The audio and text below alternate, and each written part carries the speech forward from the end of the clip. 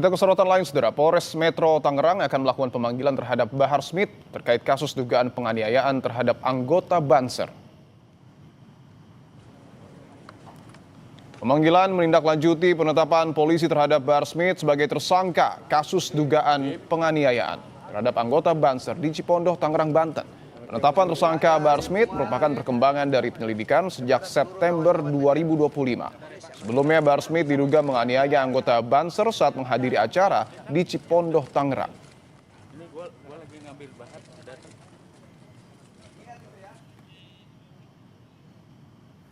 Tersangka Bahar Smith, Polres Metro Tangerang Kota melakukan pemanggilan besok di hari Rabu, tanggal 4 Februari 2026, sekira pukul 10.00. Ini kaitan tentang peristiwa penganiayaan ataupun pengeroyokan yang terjadi oleh salah satu anggota Banser di Tangerang Kota.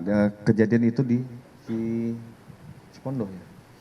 Di wilayah Cipondoh, Tangerang. Kita tunggu besok, proses ini tetap berjalan. Respons penetapan Bahar Smith sebagai tersangka kasus dugaan penganiayaan, tim kuasa hukum Bahar bin Smith membantah adanya penganiayaan yang dilakukan kliennya. Tim advokasi sedang menyiapkan berkas-berkas pembelaan dan melakukan koordinasi internal untuk menghadapi status hukum baru ini. Terkait proses hukum yang berjalan, Bahar Smith akan kooperatif dan mengikuti proses hukum yang berlaku. Tim kuasa hukum juga sudah melayangkan laporan polisi soal perbuatan tidak menyenangkan yang dialami oleh kliennya. Advokasi Habib Bahar bin Smith terkait dengan perkara dugaan pengeroyokan di Polres Tangerang terkait dengan proses hukum yang berjalan. Kami meyakinkan dan Habib Bahar menyampaikan bahwa akan kooperatif dan terus akan mengikuti proses yang ada. Dan satu hal lagi, kami juga menyampaikan bahwa Habib Bahar bin Smith dengan panitia telah menyampaikan laporan polisi perbuatan tidak menyenangkan di Polres Tangerang yang sampai saat ini belum juga diproses. Terkait update kasus ini kita tanyakan kepada jurnalis Kompas TV Niko Angriawan dan juru kamera Ian Faris. Niko, selamat petang. Niko, apakah betul besok polisi akan periksa Bahar Smith dan apa materi yang akan digali?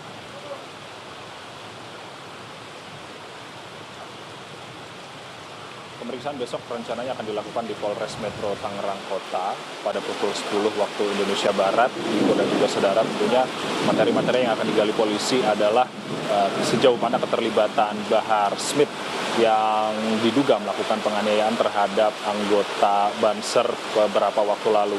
Dan juga yang menarik ini adalah ada pasal 365 KUHP yang merupakan pasal pencurian dengan kekerasan. Apakah nantinya polisi menggali terkait dengan adakah dugaan pencurian yang dilakukan oleh para tersangka terhadap korban, itu yang nantinya akan menjadi poin-poin yang digali oleh polisi terhadap pemanggilan dari Bahar Smith yang dilakukan pada pukul 10 waktu Indonesia Barat besok hari di Polres Metro Tangerang Kota. Terkait dengan penetapan tersangka dari Bahar Smith sendiri, Dipo dan juga saudara, sudah tertuang pada SP 2HP tertanggal pada 30 Januari 2026.